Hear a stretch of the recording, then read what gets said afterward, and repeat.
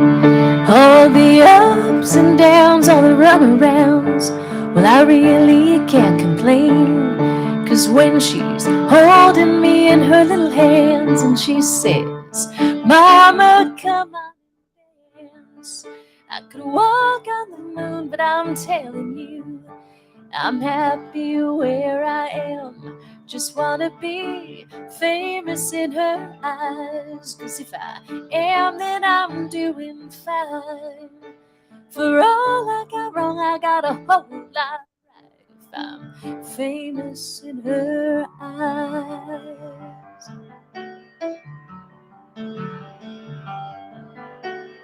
Everybody needs somebody to carry them across the finish line. Somebody to lift them up, to show them love, to water them with sunshine. So if you're feeling like hope is gone and blue skies you ain't seeing none,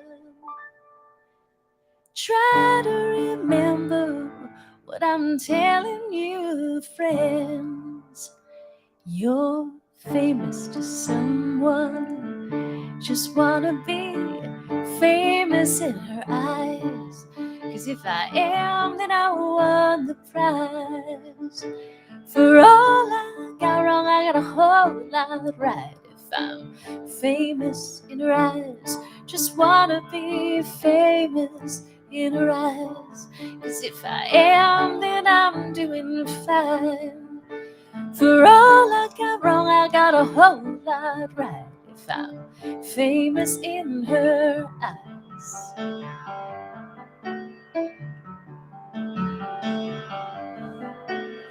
All those fancy cars, all those pretty little diamond rings, all the lights in the city, all the glitter, all the gold,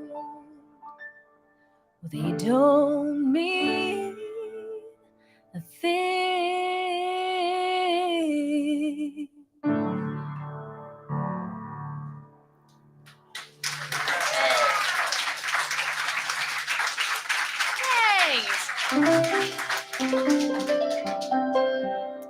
Thanks. Yes. So I'll give you a little more about myself. I like to tell people that I was Adele before Adele, um, which I suppose could mean a lot of things. But what it really means is that Larry produced 13 CDs of breakup songs, um, and as of yet, maybe one happy one happy song, not a CD, just a song. And I like to say that my music is sort of like, for a long time it was not. I mean, well, if you're having like a first date or an anniversary, or if you were celebrating love in any way, don't get them a Randy Driscoll CD. But if you were thinking about breaking up with someone, then maybe get them all three, maybe four. Just go right back to the classics. And what's kind of funny about it is that even when you have sort of reached a point in your life where things have turned a corner and things are better, you can still sort of remember what it was like when things were really dark. And things are definitely better now. And so I'm going to play a song to do. It's that one happy one. So just settle in. We'll get you happy, and then I'm going to bring you way down for the rest of my part of the show. And if you're sitting with someone that you love and they start to look at you weird, I didn't do it. But I have a special someone here today who I was coming down to do not only this amazing show, but also to do a little recording with Larry. It's been a minute since we've done some tracks together, so I was over in his studio today doing some recording. And originally I was just going to stay in this beautiful town and hang out with y'all. And then I got a last minute event that I had to attend early tomorrow morning in Nashville, very early tomorrow morning. And we couldn't quite figure out a flight that would get me out. And as of yet, there's no private jet because I'm still just famous in her eyes. But we were talking, we were like, okay, how can I do this? So my amazing husband of 14, 15, 14? Oh God, 15 years? It's around there, right, honey? Is it 14? I think it's 15. Drove all the way from Nashville so that he could drive me back tonight after the show. Right. So that's why he gets one happy one. And I'm going to play it for you right now.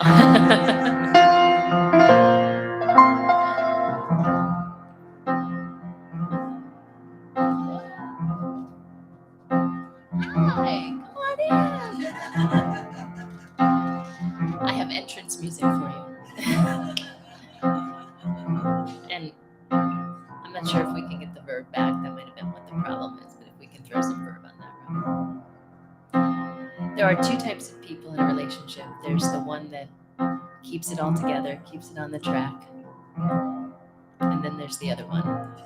And I'm going to let you figure out which one I am. There's a tree in the front of the yard of our old brick house. And its leaves never change in all of the rains. It never came down. It remains.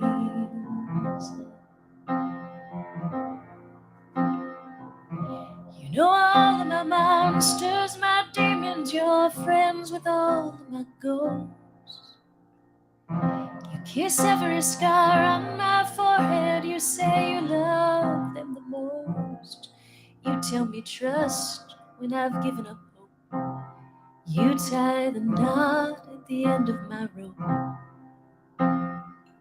You're like the anchor, I'm the boat.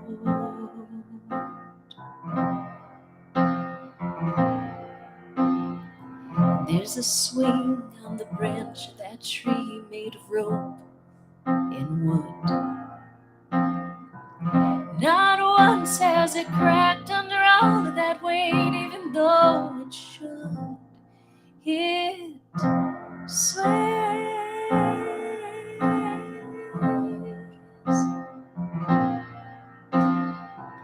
You know all of my monsters, my demons, you're friends with all of my ghosts. You kiss every scar on my forehead, you say you like it the most. You're always steady when I pick a fight. You say you're sorry even when you're right. You're like the tether, I'm the kite.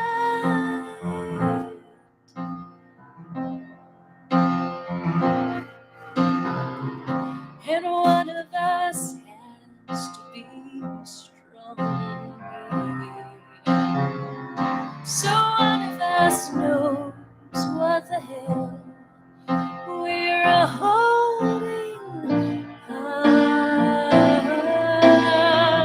for.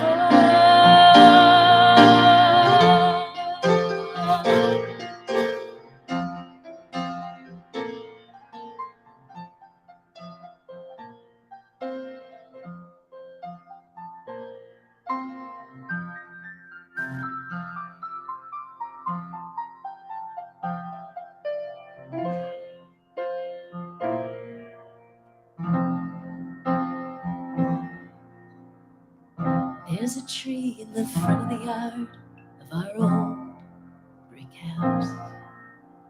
And I bet if you looked out the window today, it's still there now.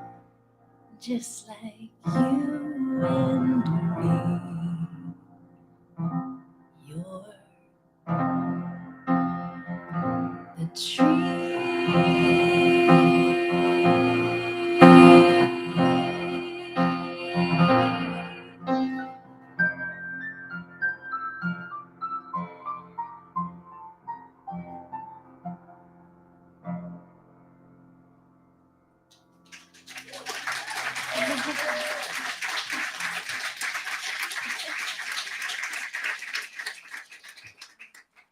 One happy one, and it's over. Okay, I'm kidding.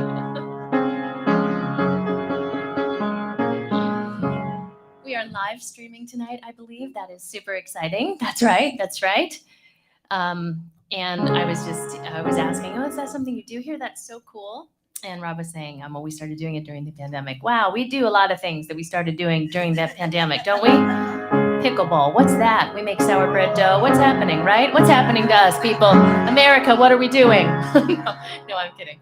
But during the pandemic, my little family and I in Tennessee, it was like a week after things kind of stopped. They stopped. And I turned to my husband and I was like, well, I'm supposed to be on tour right now. And he was like, well, okay, a lot of people have a lot, Randy. And I was like, well, we have to do something. We should do something. We should do something. This is what we're going to do. We are going to do a live stream from our house in Mount Juliet every night until this thing is over. So we started. March 21st, we did our first Randy's Live, and it was a variety show. It was like our own family hee-haw. And we had guests on. We had guests on from other places, and we would Zoom with them, and we would FaceTime with them, and we did skits, and we dressed up. It was fun. And we did it for 70 consecutive nights, including during a power outage. How we did that, I'm not sure. And then we took a break, and then we started doing one a week, and then we did one a month, and then we did concerts, and we did the 12 nights of Randy's Jingle Ball.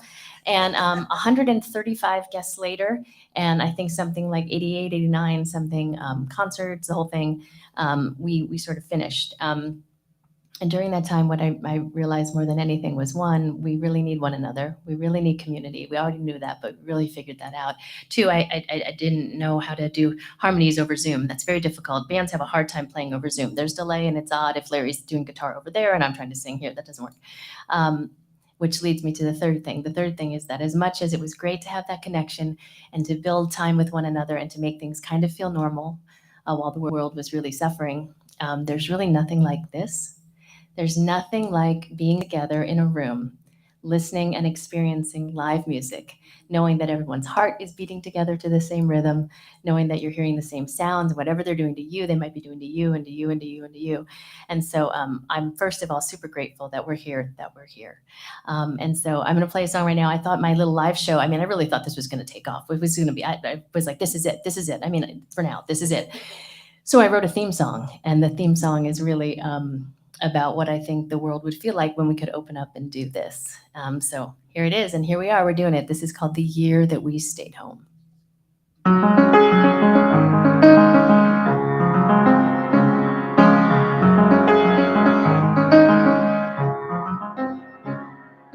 Remember when we couldn't go outside? And if we did, the space between us felt a mile wide. With our hearts 6 feet apart, we held each other with our eyes. Remember when we couldn't go outside? Remember when together meant alone? We worshipped in our kitchens and our schools were in our homes. A window to the soul, we tried to let each other know we weren't together, but we were never alone. So now we hug a little longer, we kiss a little stronger, treat our neighbor and a stranger like a friend. Yeah, we're all a little kinder, the earth is a reminder where hope and beauty grow, love has no end. For all we know, we didn't know, we learned it all the year that we stayed home. But we're not home anymore, are we, Opelika? No! Woo! We're at the sound wall, yes! Remember when we found out what we need? Connections and reflections, memories played out on the screen. Happy birthday from our cars, happy hours in our yards. Remember when we found out what we need? So now we hug a little longer, we kiss a little stronger, treat our neighbor and a stranger like a friend. Yeah, we're all a little kinder, the earth is a reminder where hope and beauty grow, love has no end. For all we know, we didn't know, we learned it all the year that we stayed home. Every night out in the country, Nashville would howl up at the moon. In New York City they would gather, clapping loudly from the roof. Not all heroes wear a cape, not all warriors have a sword. Sometimes winning just means living, and a smile is your reward. Remember when we lost so many lives? Days marched on quietly, we watched the numbers rise. Swore we'd never take for granted what we loved and what we lost. Remember when we found out what it cost? But now we hug a little longer, we kiss a little stronger, treat our neighbor and a stranger like a friend. Yeah, we're all a little kinder. The earth is a reminder where hope and beauty grow. Love has no end. For all we know, we didn't know. We learned it all the year that we stayed home.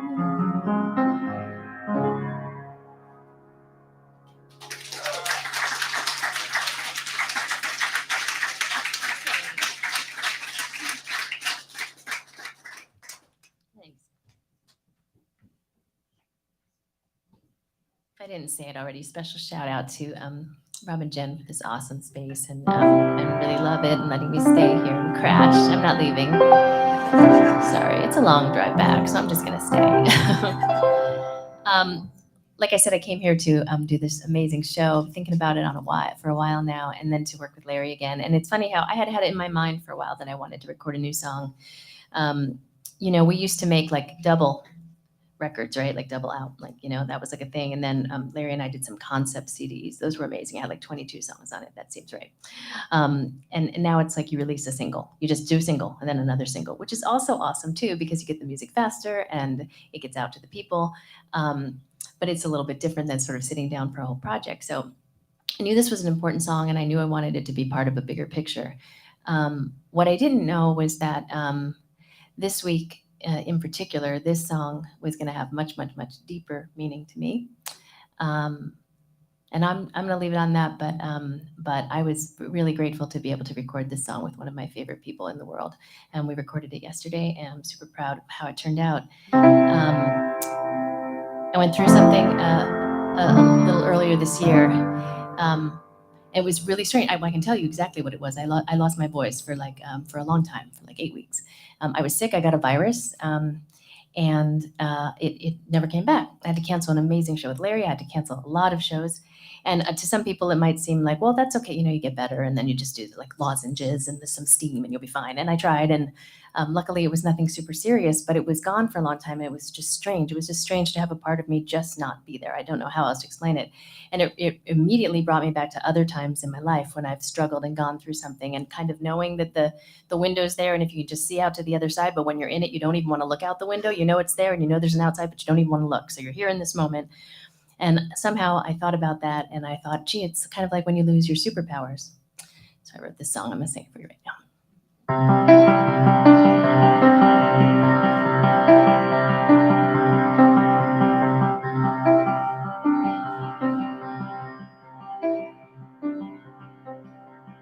Clark turned to Lois and said, I don't think that I can fly. I tried to catch a little air last night when I was chasing those bad guys. And I don't know what's going on, but I think my superpowers are gone. Now it's just me.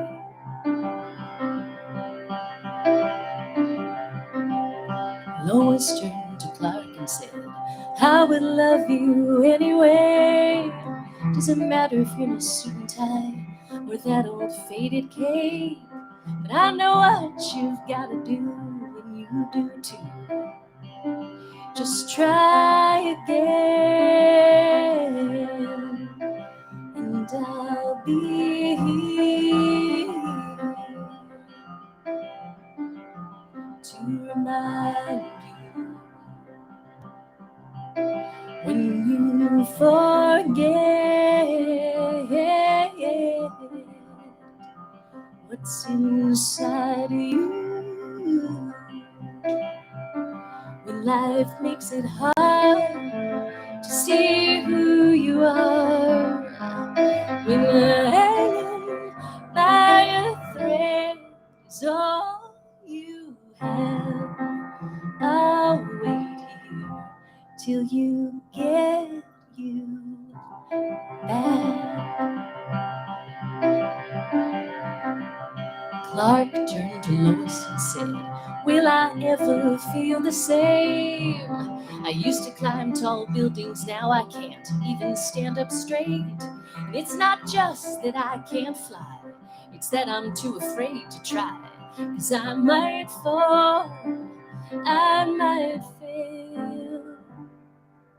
Lois turned to Clark and said, these things take a little time. And all those voices in your head, they've been telling you big lies. And I think that they just might be worse than kryptonite. But that's okay. 'Cause I'll be here to remind you when you forget what's inside you.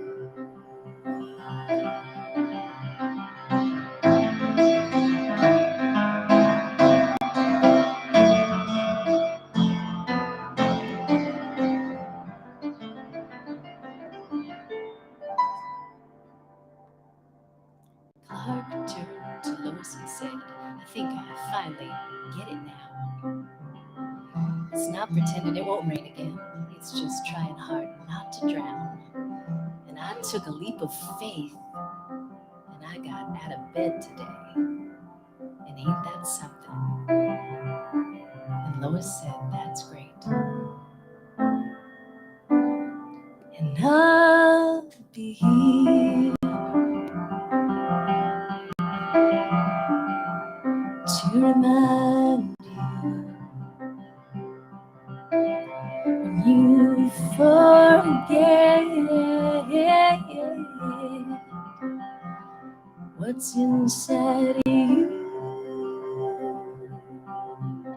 When life makes it hard to see who you are, when you're hanging by a thread is all you have, I'll wait here till you get you back.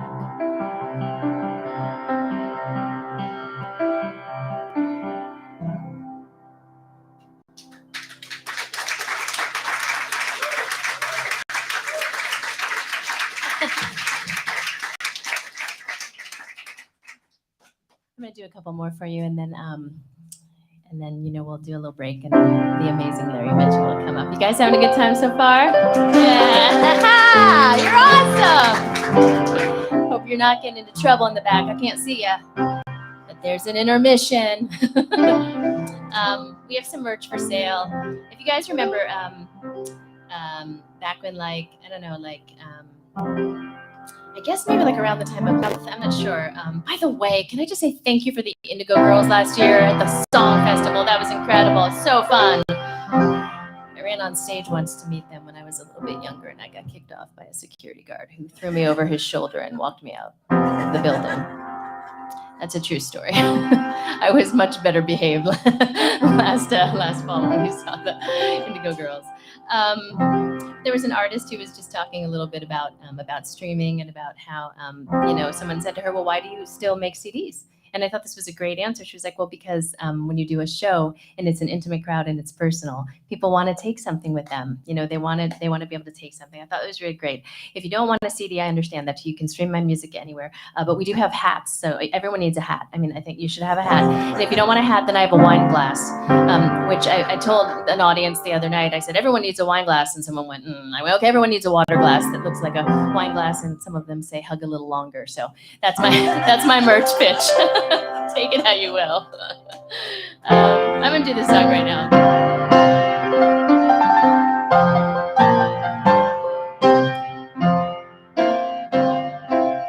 I wrote this song for my little girl when she was tiny. She was running around in nothing but a tutu. And I thought she looked cute and she looked free. And at that moment, she felt like she could be anything she wanted in the world. She could do anything she wanted in the world, and nobody could ever put her in a box. Wouldn't that be incredible? And I played this song a lot in Nashville, and people request it. And one of my friends said, well, I love that song. I love that one song. I love that Cinderella song. But I'm not really into princesses. And so I said, well, seriously, truth be told, it's not about a princess. It's really about people trying to tell you to be something that you don't want to be, or making you feel like you're less than you are. So for anyone who's ever had their wings stepped on or their candle snuffed, this is for you. This is called Cinderella Left the Ball.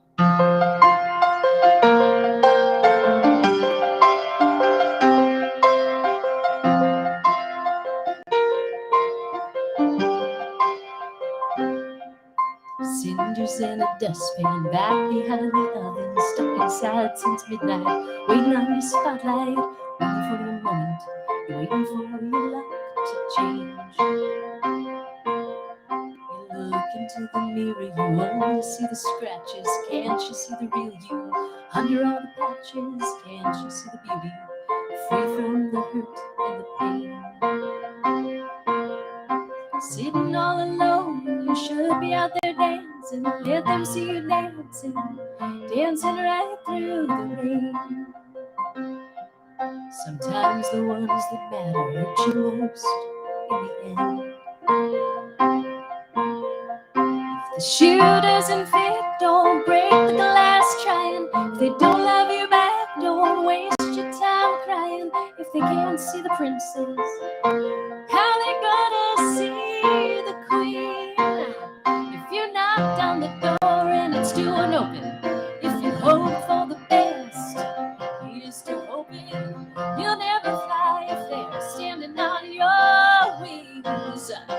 If anyone asks it all, Cinderella left the ball.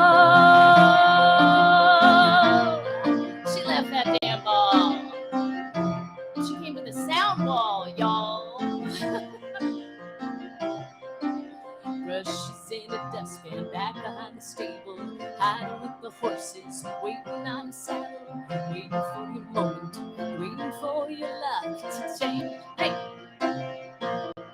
You look into the mirror, you only see a coward, but that's not who you are, and this is your hour. Can't you see the real you, free from the hurt and the pain? Sitting all alone, you should be out there dancing, let them see you dancing, riding across the range. Sometimes the ones that matter hurt you the most in the end. If the shoe doesn't fit, don't break the glass trying. If they don't love you back, don't waste your time crying. If they can't see the prince, how they gonna see the king?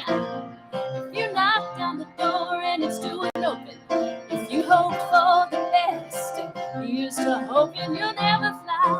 If they're standing on your wings, if anyone asks it all, Cinderella left the ball. So they built you a box you just wouldn't fit. They built you a wall, you climbed over it. They tried to put you in a tower, but you just ran away. They tried to tell you what to think, tried to tell you what to feel, tried to tell you who to be, but that just wasn't real. None of them see you because they're looking the other way. Cinders in a dustpan back behind the oven, stuck inside since midnight, waiting on the spotlight, waiting for your moment, you're waiting for the world to change. If the shoe doesn't fit, don't break the glass trying. If they don't love you back, don't waste your time crying. If they can't see the princess, they'll never see the queen. If you knocked on the door and it's still open, if you hope for the best, hey, here's to hoping you'll never fly. If they're standing on your wings, if anyone asks it all, if anyone asks it all,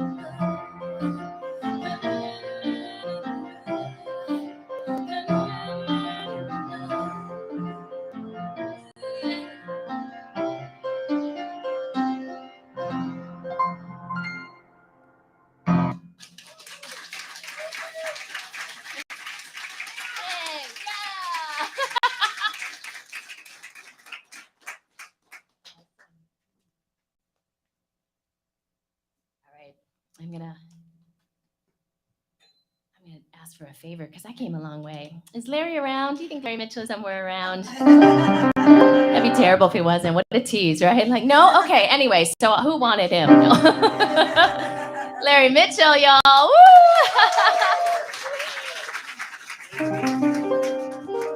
So, when we get to play together, it's super special. I was telling someone the other day I stalk Larry, and it's not a lie. It's not a lie. Everywhere this man has moved, I've followed him to do music together, to have him produce my CDs. It's joyous, and if you know him, which I'm assuming many of you do, because I walked around with him for 2 minutes, so it seems like, are you the mayor? Are you running for mayor? No. Is the mayor here? That would be so awesome. So I follow him everywhere, and even though on nights like this where I'm doing my music and Larry obviously is doing his music, if there's an opportunity to make him play some songs that he produced maybe, I don't know, 15 years ago that he might not remember anymore, you better believe I'm gonna do it. No, no. When you get a chance to play with Larry Mitchell, there's really just one answer to that, and that's yes. So you're not allowed to tell this story. I know you want to, but Rob, please mute his microphone. Larry will tell you that he's known all of the stages of my relationships by the music that I've been writing. Isn't that correct? And I think we decided today you are officially are you my longest relationship? This is the marriage that's worked out the longest. It's a beautiful thing. Let's not ruin it tonight. Okay, no kidding. But Larry's been there when I've done, songs called The War. And he's been like, "Oh, this is dark," and I'm like, "No, it's fine. It's happy. It's just sounds sad." And he's like, "I don't think so. Mute that microphone." Don't mute it. Don't mute it. We're working on this beautiful record, and the music's beautiful. And she's just singing, "This is the war. This is the breakup." And I'm like, so at that point, when producing is a little bit part therapist as well, a good listener. But I try not to get that deep in, especially in the first record with somebody. But I'm like, "Hey, is everything all right?"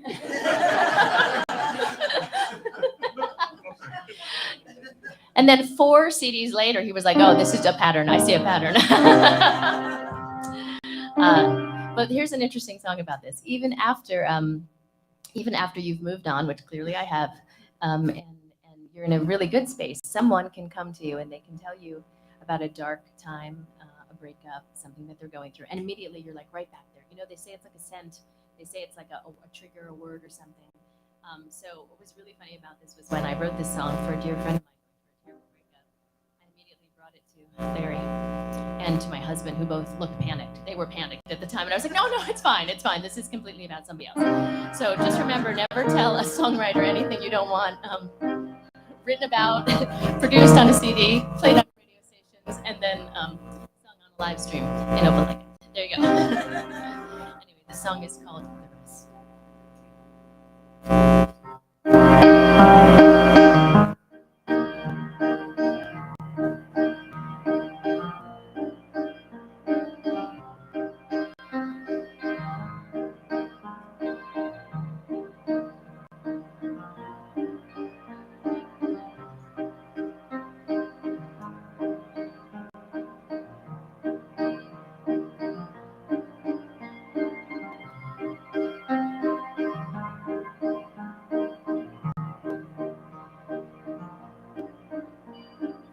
Water's wide, I think I'll go down to it. If the tide is high, I think I'll drown it.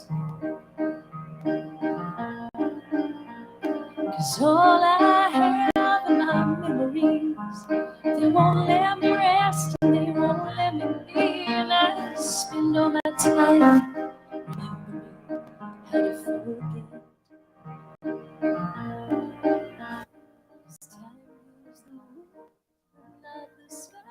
I close my eyes and there you are, and it's getting hard to breathe. 'Cause when you left, you took the best of me. Now there's nothing left of me, and if I ever meant anything, you can take the rest.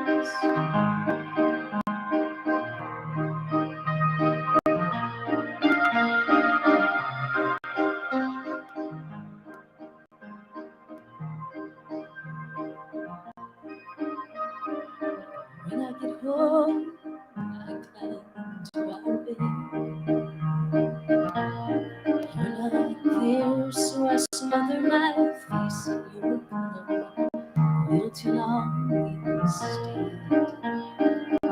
I get scared, so I climb under. I'm afraid of the lightning, the monsters, the thunder. I guess I'll sleep when I'm dead. This time moves the moons, but not the stars. I close my eyes and they're blind, and I can't even breathe. 'Cause when you left, you took the best of me. Now there's nothing left of me. And if I ever meant anything, you come take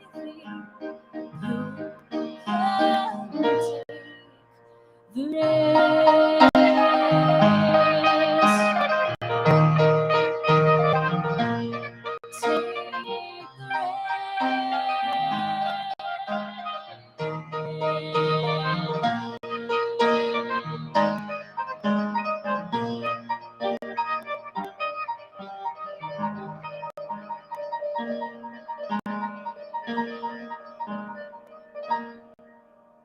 Cause when you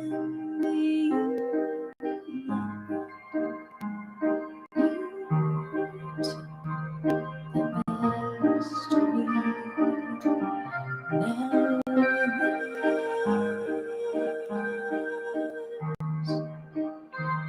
nothing left of me.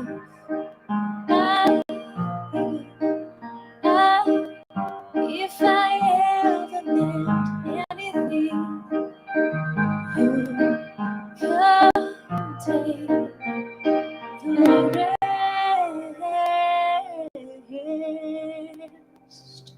Please come take the rest.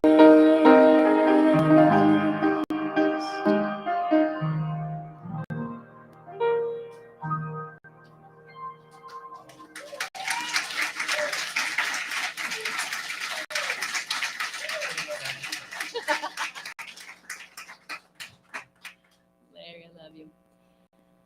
I think I'm going to do one more, and then we will take a little bit of a break. How does that sound? Yes, delightful. Good. Thank you so much for being an amazing listening audience in this beautiful room. Rob for doing sound, Rob and Jen for hosting. It's so incredible. I mean, I'm not speaking for myself. I know you hear this, Rob and Jen, but obviously musicians put this together, right? Because a listening space like this, without a loud, noisy bar, though I love a good bar, a loud, noisy bar, an espresso machine, all of those things, just a space where you're coming to hear music. And really what's so nice for us are the stories behind them, right? It's a blessing. It's beautiful. And speaking of noisy bars, we moved to Nashville. I lived in California. Like I said, I stalked Larry all over the place. So when he was in New York, I didn't, I'm kidding. No idea what song's coming next. No, I'm no. just hanging on for dear life here. And what I like to do is tell a story that goes like this, so that at some point he's like, "Oh, I know, nope, no, yeah, nope, not that one. That breakup one, no. Oh, that heartache one, nope. The sad one, nope." But I did. I followed you everywhere, and I lived in California for a really long time. Larry and I were in California together for about a minute. Larry went to places that he lived, and then eventually here in this area. And then I continued living in California for a long time until about 5 years ago. We were taking care of my mom. She was battling her second round of cancer. And the first one, she came through like a fighter. The second one, she did not. At the time that I lost her, she was the last member of my immediate little family to pass away. And I remember looking at my daughter and looking at my husband. My husband's commute was 4 hours a day. He was driving 4 hours a day to get to work from back. And when he would get home after taking care of my mom, giving her medicine in the evening, he would come home and my daughter would look and say, "Daddy, will you ever be home for dinner?" And I thought it was kind of a wake-up call that life is too short to spend time wondering if there's maybe something else he could have done. So we picked up our little family, as hard as it was, and we moved to Nashville, Tennessee. It was a good decision for us. Lovely music community that's been nothing but awesome and welcoming, and I love them dearly. The first place that I went to do a songwriters night was a bar, a little dive bar called Betty Lou's, and I had to go to Betty Lou's to do a song writer's night because my mom's name was Betty Lou. And that night they were doing a love song contest. And I said, well, I've got a song. I got to enter it. Entered it. And I don't ever like to sort of like name drop or brag, but I won it. And I'm convinced. Thank you. And $2 and a bucket of chicken. No, actually, I won a bunch of really nice things. But the reason that matters is because this song is actually about my mom. It's about my mom, and my dad, and my nana, and all of my family, really, I think, who are not here right now. They're upstairs, but they're not upstairs. The loft is up. They're not upstairs, but they're like way upstairs. And if it looks anything like what I think it looks like, it's probably a bar. And there's probably music on, and there's probably some drinks and some coffee if you like. There's a pool table in the back. Maybe there's a game on somewhere. And my mom is finally, once again, dancing with her favorite dance partner in the world, and that's my dad. And so I'm going to do this song for you right now. And Nana's watching with a gin and tonic. You better believe it. And if you've got some people too, well, get your glasses ready. So this song is called Happy Hour in Heaven. Thanks for being such a beautiful, beautiful audience.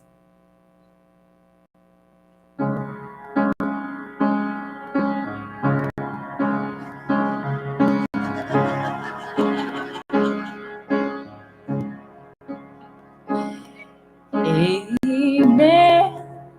Amen. Amen.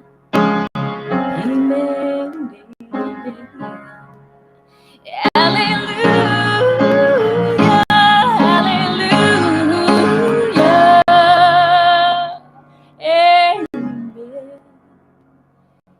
Amen. Amen.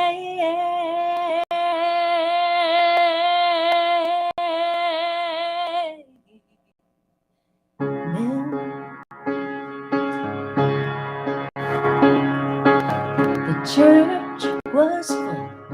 They came and they bowed their heads. They sang those hymns. They prayed, they paid their respects. But when all was said and done, they all poured out into the sun, and I was left to watch you fade away. But I did not cry, not a tear was shed. When they asked me why, this is what I said. She always told me she'd see my daddy's face again. And honey, I believe there is a bar in heaven where your drinks are free. And any time, day or night, you find an open seat. Your hands are never tired, your legs are never weak.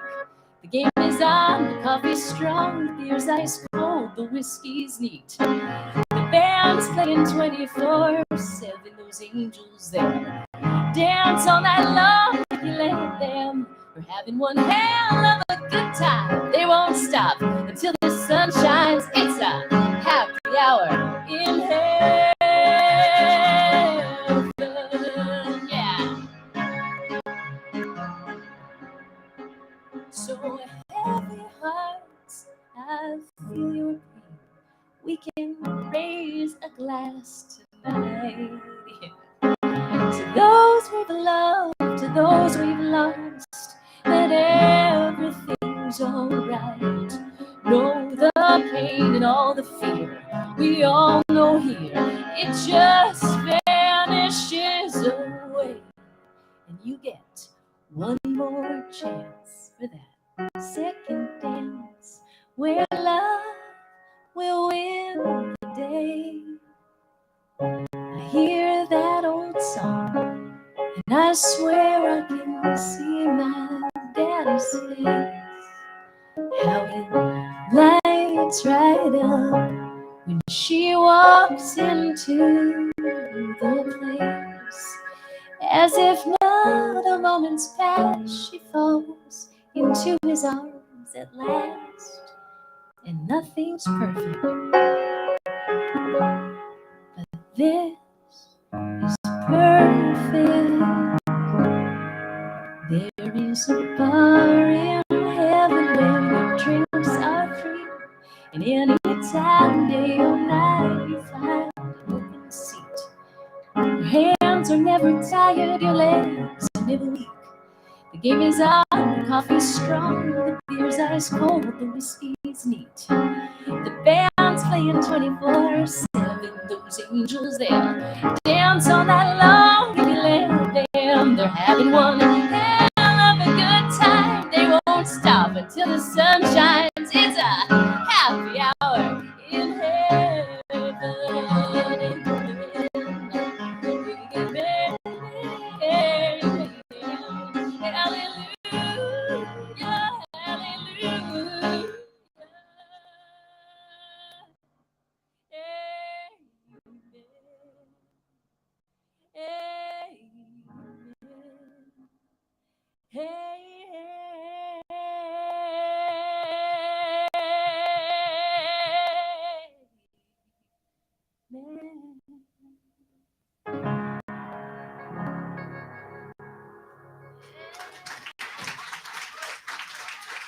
Thanks, guys. Thank you for listening.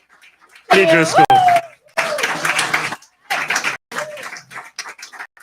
I do know some cool people. I know cool people. So I take a break, yes? Yes. All right. See you in a few minutes. Yeah. Get some fresh air. And Randy's got merch. Yeah. Everybody needs a hat.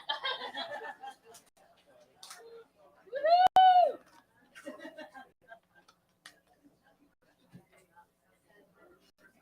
That was awesome. Thank you. So nice. Right?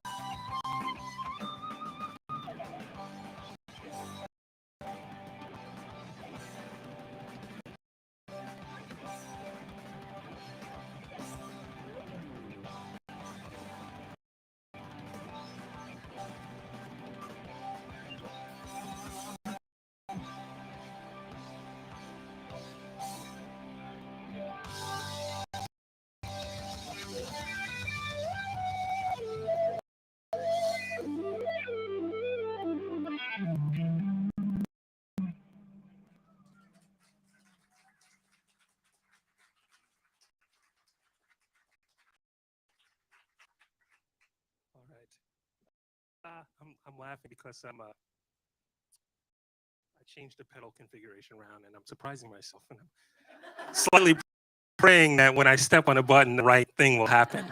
There's a lot of things that have to happen when I press one button. So I may be surprised as you guys are. So um, I'm not quite. I'm still not. I'm warming up. I'm not quite ready to go into the stories, but I do have elaborate, long stories. But maybe I should do one. No, let me just do one more song.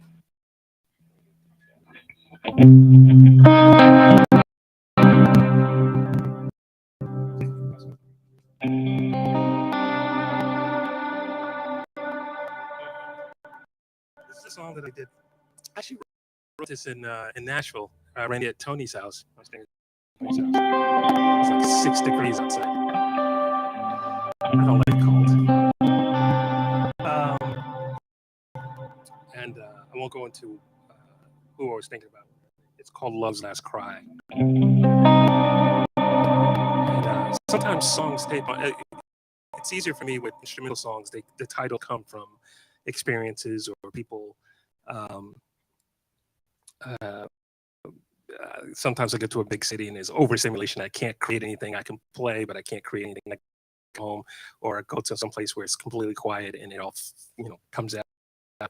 But this was about the end of a moment.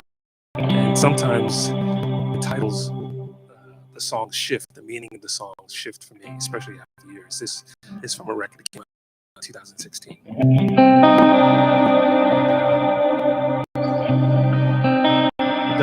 It's fitting that the video has my friend Ty Defoe as a Native American dancer doing a bit of an eagle dance.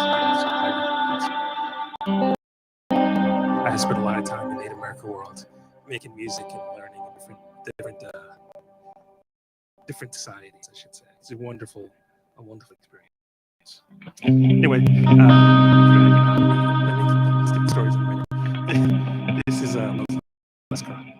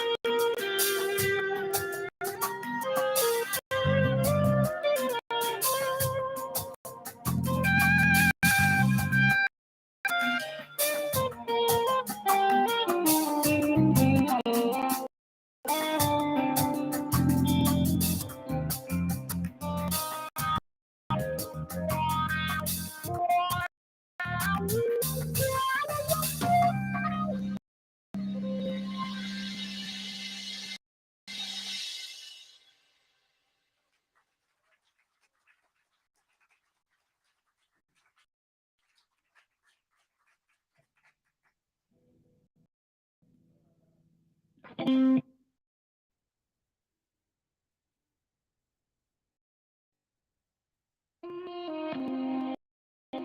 know it seems strange, but that's the sound I was waiting for. So, welcome to Opal. Wait, I live here. Oh yeah. I've been here 10 years, 11 years now. It seems strange. 11 years.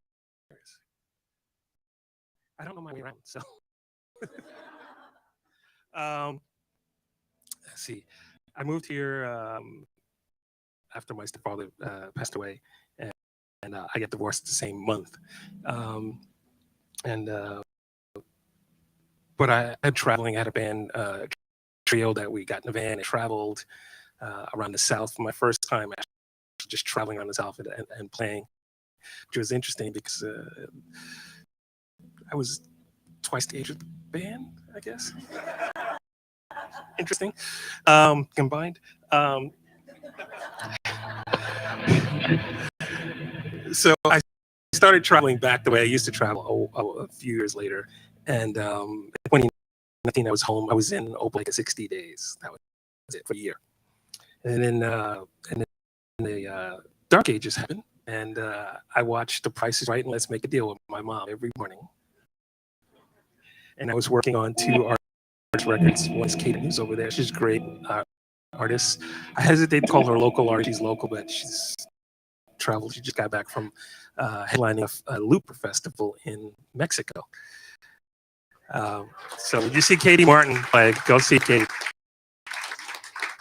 So I was working on Katie's record and another artist named Jeannie Karen from Atlanta. And it's interesting. I guess we'll be starting that time period for years to come. But a lot of people shut down, and some people opened up. And Katie's one of those. We were working on a 5-song EP that turned into like 90 songs. I don't know. She just kept painting and writing songs, and I was like, all right, it's supposed to be an EP. But anyway, so I'd watch The Price Right, Let's Make a Deal, and then my mom, and then I'd work on like one of Katie's songs, and then I would watch a movie. I like movies, and take a nap. And I'm a professional napper. And then I wake up and I would work on one of Jeannie's songs, and I would watch a movie or a TV show and take a nap. And I'd wake up and it'd be time to watch Jeopardy and Wheel of Fortune.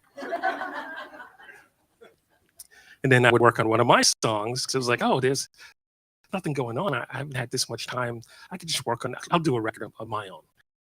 So I throughout the time, whenever I come up with an idea or something, I put it on my phone, and then I go back later and go, man, that didn't work, or that sounded good, and develop it.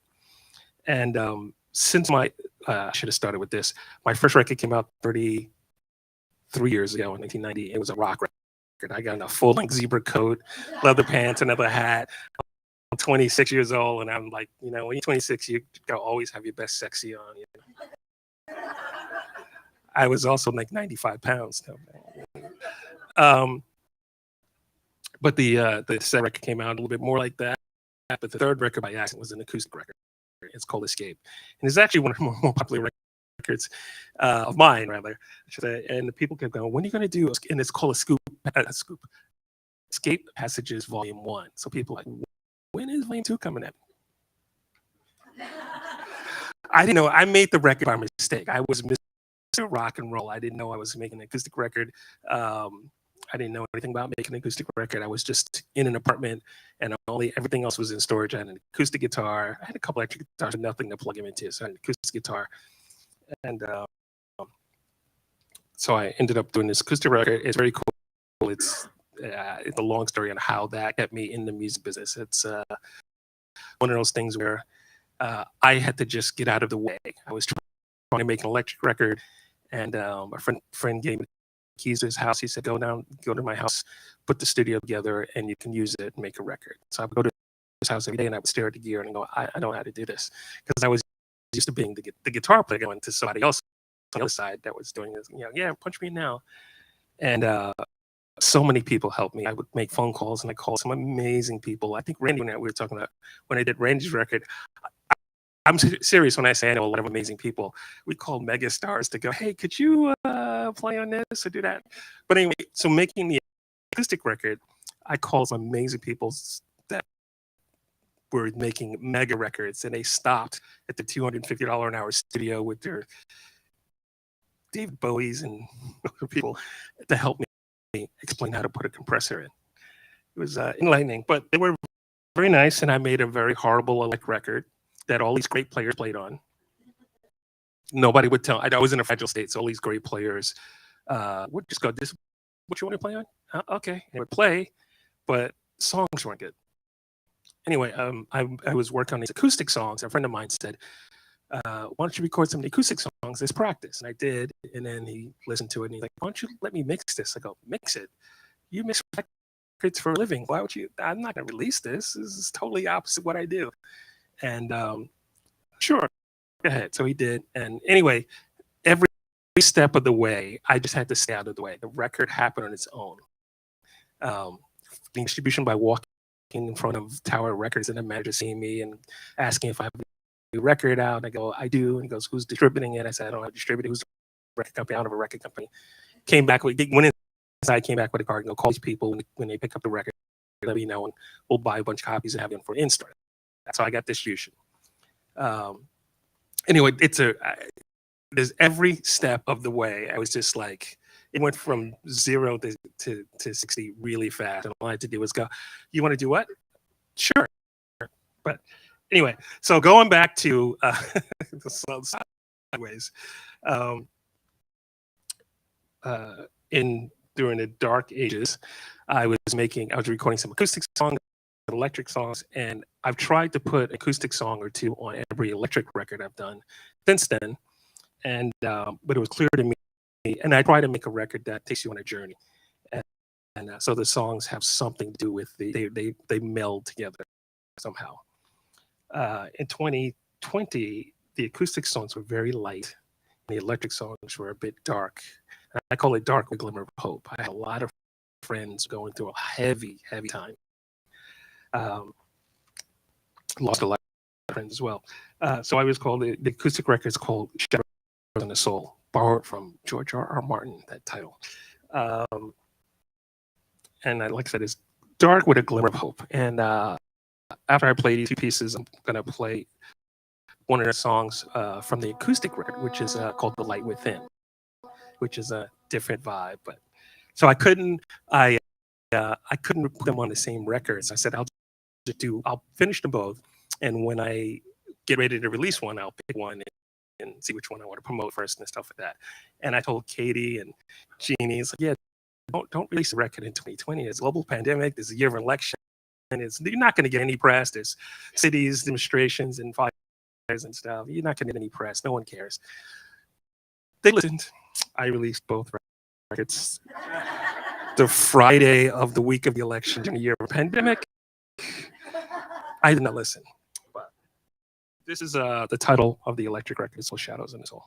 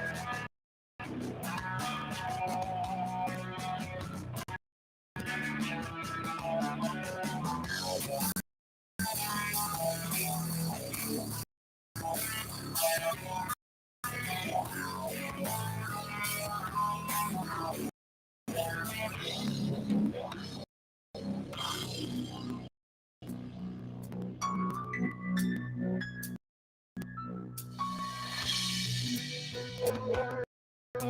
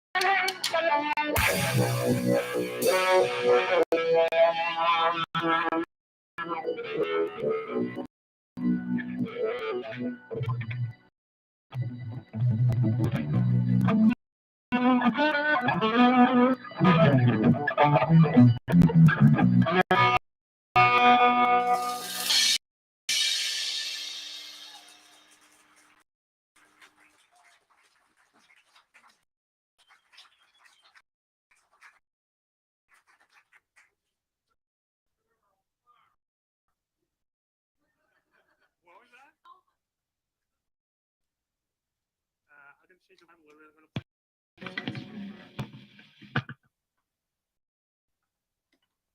I'm gonna play a song from the acoustic record that came out in 2020. That's 3 years ago.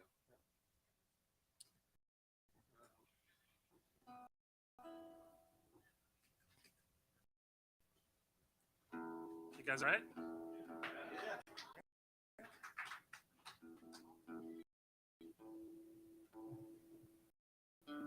If you're leading because it's loud, it's gonna get quiet right now. This is the quiet part.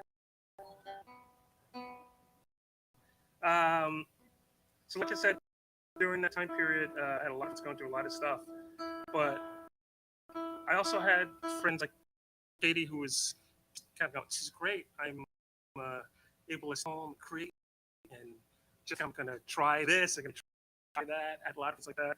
And I don't know why sci-fi. Like most of you, I'm pretty sure you watch the whole internet, right? Yes, do it. So this song started with.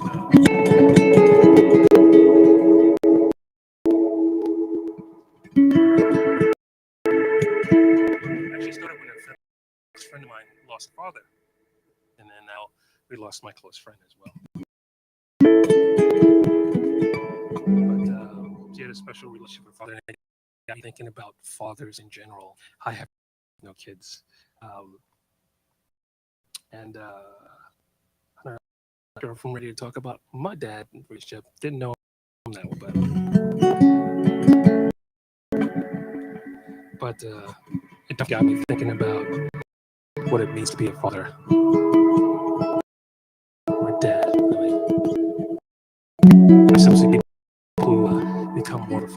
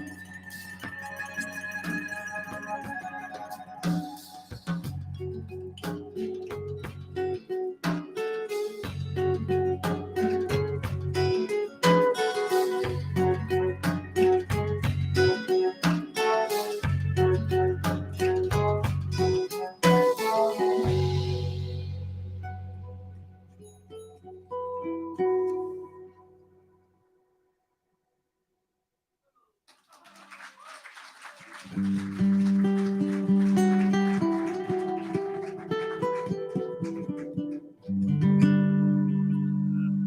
I said earlier, actually the record that kept me in the music business was Escape, the acoustic record. And one of my favorite songs I did from that record is called Tears of a Woman. And they are happy tears. Did you play this when you were giving birth or something? I've been asked to play, I've only done a few weddings, but literally just played this one song at the wedding. Um, a few years, well, if you discount the dark ages, a few years ago, I have some longtime friends I've known since high school, and they have twin daughters. So one daughter called me up. She goes, "Will you play Tears of a Woman when my dad walks me down the aisle?" I'm like, "How could I not? How could I? Sure." So go do it. It was great. And then the other twin was getting married the next year. So she's like, "Will you?" And I'm like, "Oh yeah." And that was a tight one. That was like going from here to there to there to go to Europe. This is Tears of a Woman.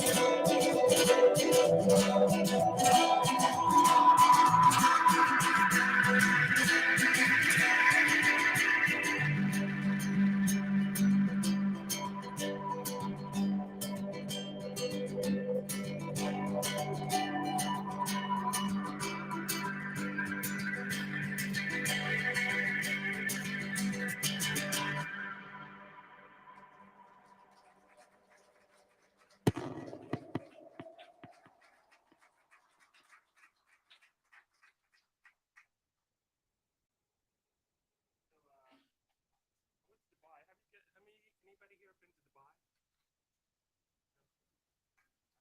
It's an interesting place. I enjoyed it. I'm not sure if I need to go back, but they have two big malls. You can ski and you take ski lessons in one mall, and you can see whales in an aquarium inside a mall. And everything's in a mall because it's 190 degrees outside. But I went there to do some stuff with the students at the American University of Sharjah, and I was invited there because I was going to Russia. I went to Russia. I don't need to go back to Russia. But I went to Russia a few times. I had a good time. It's very different. The people are wonderful, but in general, it's very different. Getting out of Russia was interesting. Again, a long story, but it involved involved flirting between one of the border patrol people that I didn't know what was going on, and a 21-year-old interpreter who wasn't interpreting. He was speaking for me, and I kept saying, "Don't answer questions. Not the time for you to just to make up answers. Translate." Translate Russian to English and English to Russian. He kept answering questions. But all of that ended up in a very nice way, but still escorted onto a plane very nicely, happily, by machine gun armed border patrol people, which frightened other passengers. But I kept saying, no, they were like, what's going on? Nothing. It was very nice. They didn't have to walk me in a plane, but they felt like they wanted to walk in a plane, truly. But a lot of my travel stories always start out like, oh no, this is Midnight Express. This is gonna be bad. This is gonna be. Oh, is that what this is about? Okay, cool. Yeah, sure. Anyway, finally leave Russia, barely making the plane. Go to Dubai. I'm in Dubai for a bit. Have a great time. Get ready to leave Dubai, and Dubai, the main airport in Dubai is like an Apple store, Tesla dealership, 5-star restaurant, kind of. That's what it feels like. So I'm like, all right, this is cool. I had a great time. I'm really ready to go home and give it the guy my passport and everything. And he comes back and he goes, you can't get on this flight. I'm like, why not?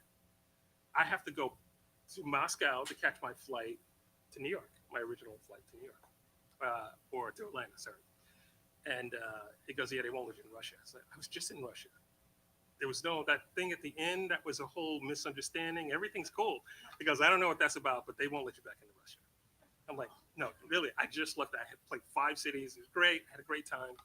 It's like, no, you don't want to go. If we put you on this plane, we're not supposed to. When you land, they will detain you. You do not want to be detained in Russia. I'm like, yeah, I don't really. So I'm like, what's the deal? And he's like, well, you don't have a visa. I said, sure I do. I just played there. I had a visa. He goes, yeah, but you used it. I'm like, what? He goes, yeah, it says 1 entry. So I needed to get back in. I said, but I'm not leaving the airport. I'm just nope, they won't let you in. So I get on the Wi-Fi and I call the promoter who's in Brooklyn. He's Russian, or actually, I think he's Ukrainian. He was the promoter. He set up everything. And he said, oh, yeah, right. I'm sorry. It's my fault. Buy a ticket and I'll reimburse you.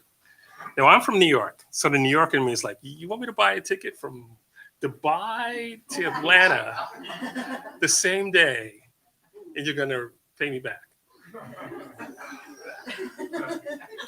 have a hard time believing that's going to happen. But I have to do it because I'm not staying in Dubai. I got to go home. So I bought the cheapest ticket I could find that day.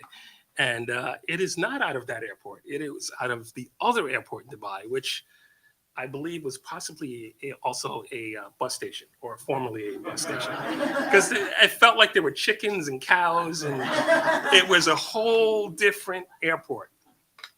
So I get over there, and I'm standing in line, and it's a long line. It's hot airport. It's like I don't think the airport had air conditioning. So I'm like, all right, I got to go to the bathroom. And I get out of the line. I'm not worried about getting back in line. And I'm walking and I'm walking and I'm walking. And I pass 4 Emirati security officers in white, sitting down, just like taking a casual break. And you ever walk past people that are talking and then they stop talking? You realize you're the reason they stopped talking. So I'm walking and I noticed that. Let it go. And then I'm walking and I said, something in my background. I was like, turn around. And I'm like, oh, yeah, they're right behind me. Okay. It's probably nothing. It's an airport. They got to go that way. Nothing. I go in the men's room. Nobody else in the men's room. Standing at the urinal, and boom, they come in. I'm like, okay. And they line up like a hit squad in a bad Russian mob hit movie. Pardon me, ladies. So I got my gig bag on with 2 guitars. I got like suitcase and then a pedal board case, and I'm at the urinal. Pardon me. And I hear Buffalo Soldiers. And I'm like, are you guys singing Bob Marley tunes to me right now? Right now. Hold on one second. I turn around, and so they got smiles on. Again, it's just like Russia. I was like, oh, they got smiles on. I'm like, all right, so what's the deal? And one guy's pointing at me, goes, oud, you play oud, right? I'm like, no, I don't play oud. Because no oud, you play, no, I don't. He's pointing. Sometimes I'm really on the slow side. Most of the time I'm pretty quick, but I was on the slow side. He's pointing, right? I got a gig bag on. So an oud in most some Middle Eastern countries is a very specific round back instrument, stringed instrument. Other places, I'm not saying the bar is made up, but other places, it's a generic term for stringed instruments. Like, oh, you play guitar. No, I play bass. No, but it's a guitar, right? So he's pointing to the gig bag, and I'm going, no, I got M16s in here. No. Whatever you think. No, I don't play oud. Why would you think I play oud? And then I guess he realized it was a language barrier or whatever, and they smile, and then they leave and stuff like that. And I wash my hands, and that's when it hit me. Like, oh, you meant the guitars. So I just told 4 security officers, no, ignore this. I don't know. Someone handed it to me, whatever. Yeah, there's more, but I'm going to stop now. I'm going to stop.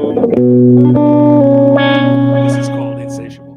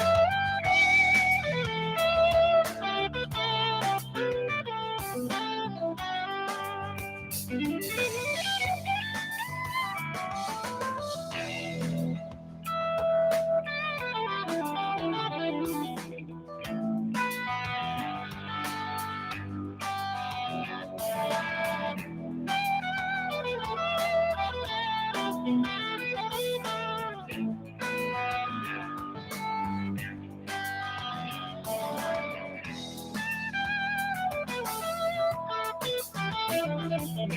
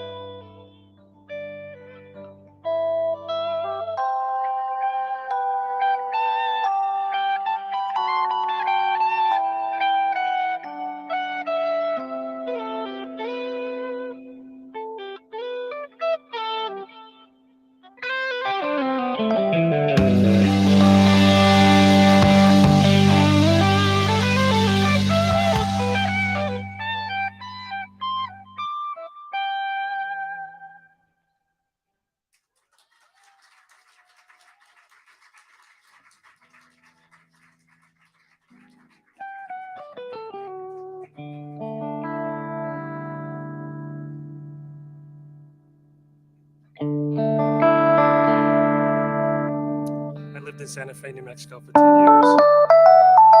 Learned to ride horses and I love horses there. This song is from my first record in 1992. And I always felt three. And I always felt like I should have written this when I lived in Santa Fe 10 years ago.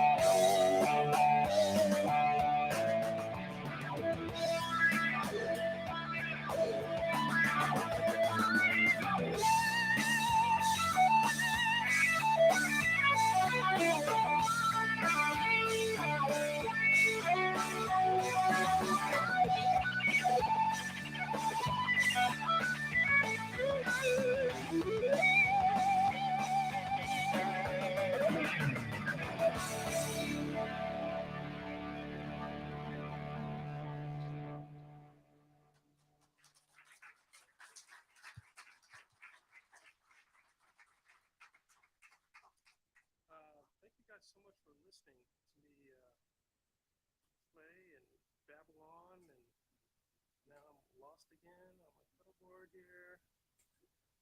Ooh, that's not supposed to happen. Let's get out of that. But that didn't help. That didn't help. That didn't help. It's close. Close. Close. Close. Oh, no. Yes.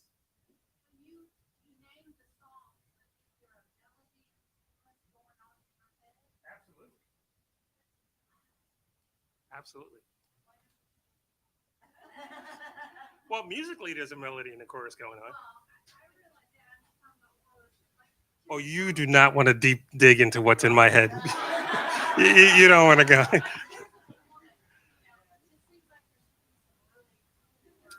You're more than welcome to write some lyrics. Uh, thank you. I'm not sure that you want to go into my head. Randy's heard some of my lyrics. I co-write with some of the artists that I produce. Right? Yeah, you don't want to go in there. I'm gonna finish my. I'm gonna actually. Randy's gonna come with me in the next song. But at the end of my official set, I'm gonna end with a song called "Unforgotten," and it's about remembering friends and family that have passed on. And I always say to picture someone that you would really like to share tonight with, that you cannot. And tonight I'm gonna do this for my uncle who passed away last Sunday.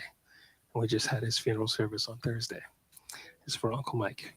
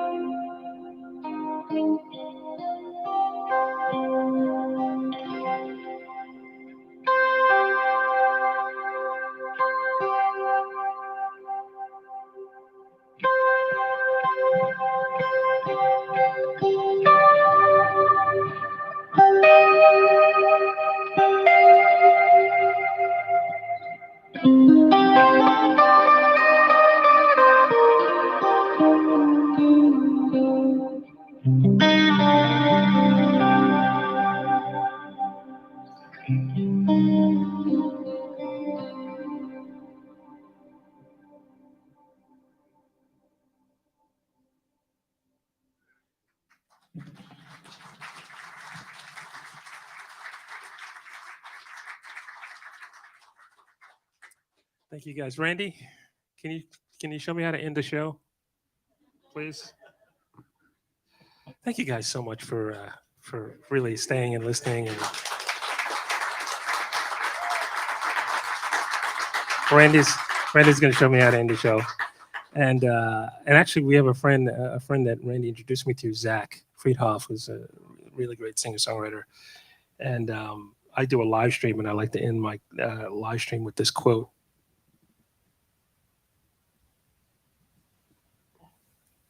I'm always scared I'm going to mess it up. I've been doing this for a couple of years. When I gave all my love and I've gone home, they'll say I was here. And I put a little dent in fear. And then I made someone smile. So I hope I made you guys smile today. And Randy, thank you for coming down. Rob and Jen, thank you for opening this beautiful space. And for the Open Like a Songwriters Festival.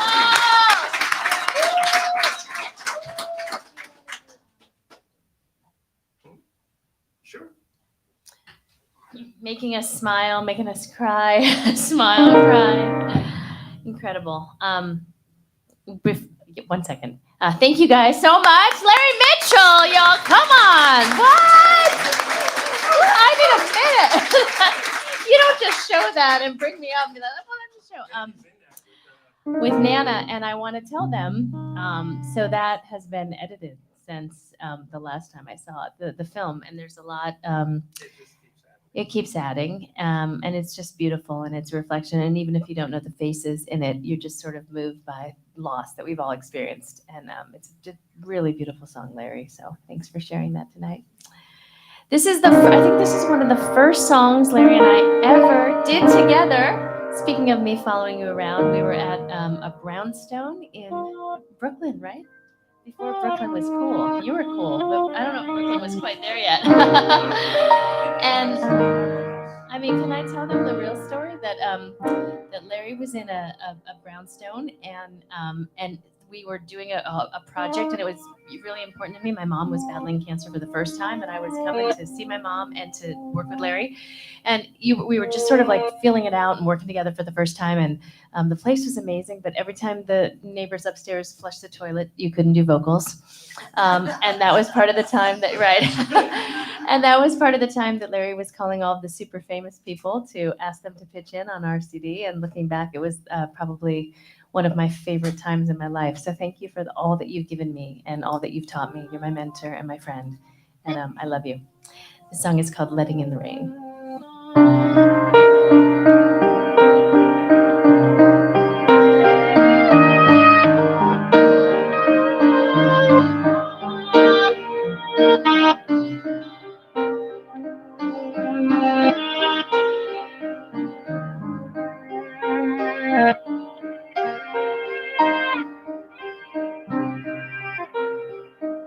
I did not see it coming.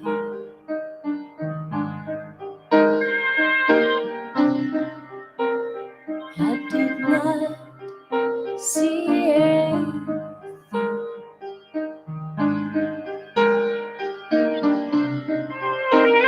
One minute I was running,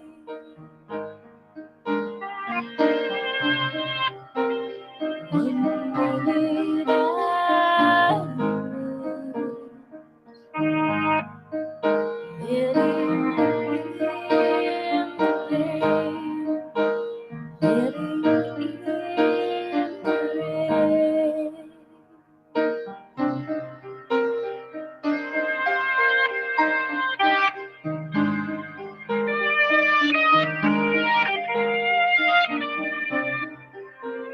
I did not hear a warning. I did not hear anything.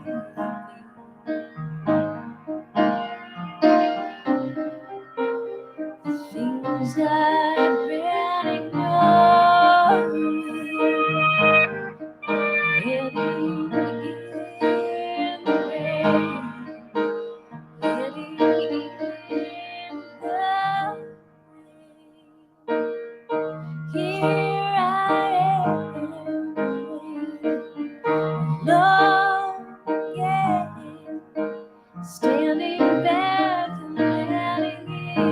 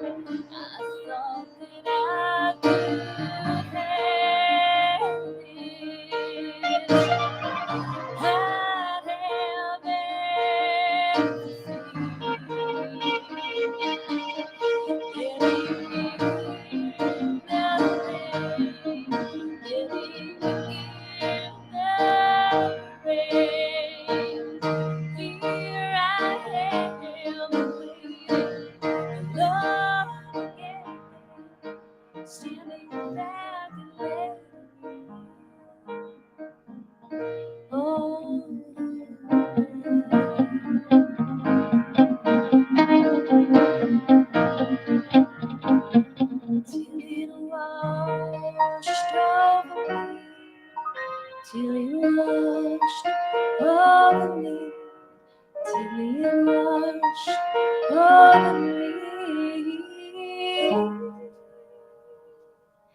I am not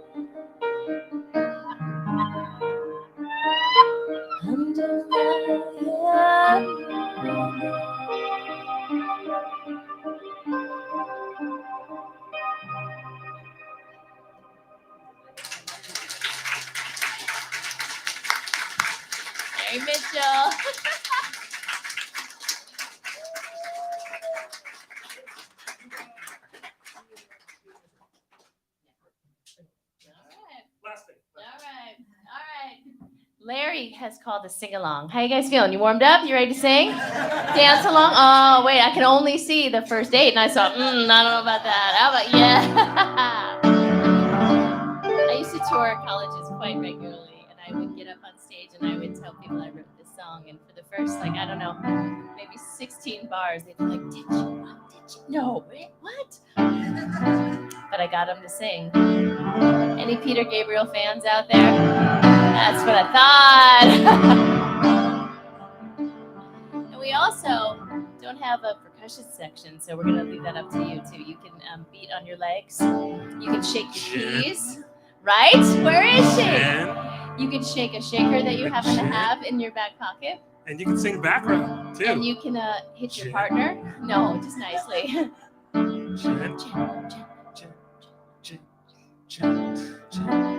Love, I get so lost sometimes. Days pass, and this emptiness smile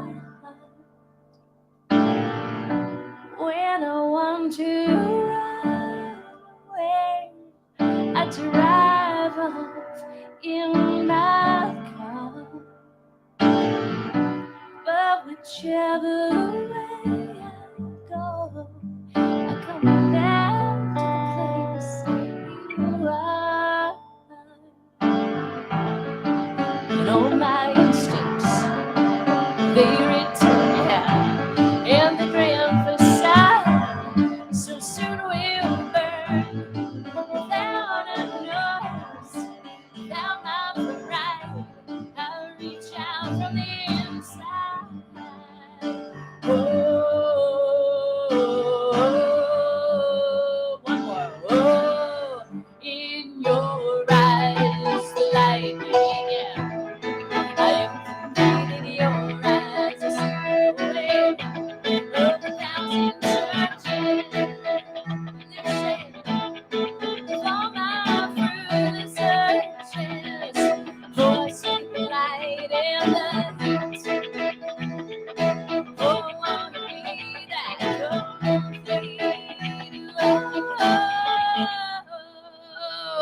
So some of you knew it right away. All right, your part is easy. It's 3 words and I think like 2 notes. Can you do that?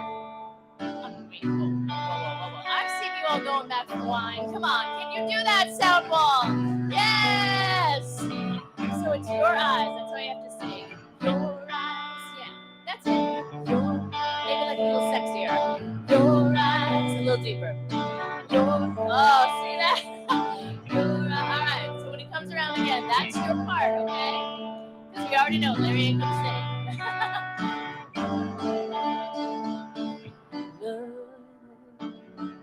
No, I don't like to see so much pain, so much wasted. In this moment keeps slipping away. I get so tired working so hard for our survival. I look to the time with you to keep me awake and alive. And all my instincts, they return, and the grand facade so soon will burn without a noise, without my pride. I reach out from the inside. Here we go.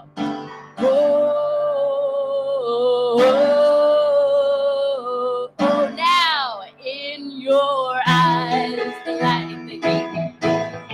I am complete. I see the doorway of 1,000 churches, resolution, all my foolish searches. Oh, I see the light in the heat. Don't stop. Oh, I wanna be that complete. Okay, let's make it sexy. Your eyes, here we go. Your eyes,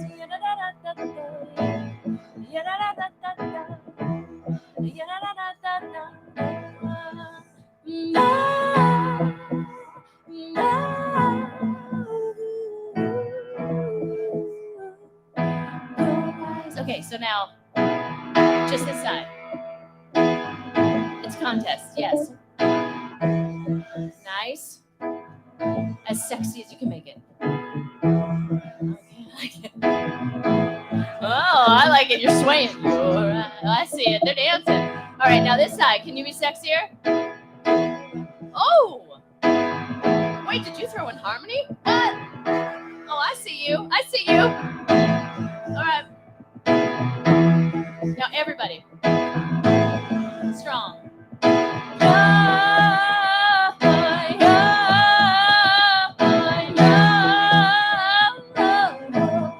I want it all, I want it all, I want it all at the sand wall. I want it all, I want it all at the sand wall. So nice to meet ya, oh, Malika.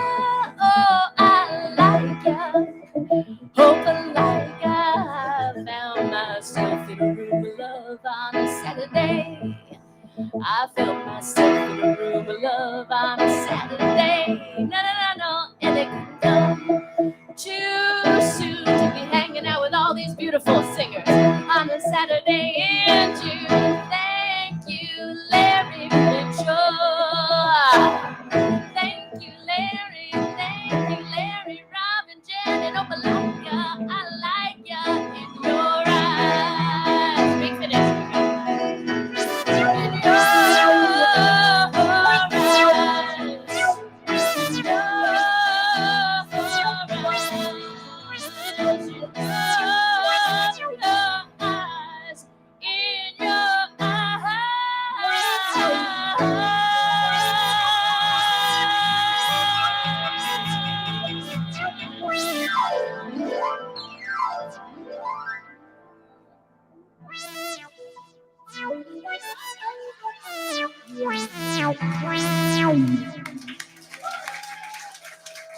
Thank you guys so much. We both have CDs and T-shirts and hats and yo-yos.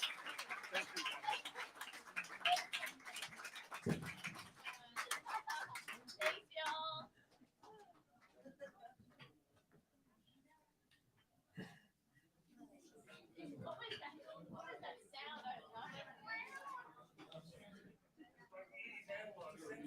I love it.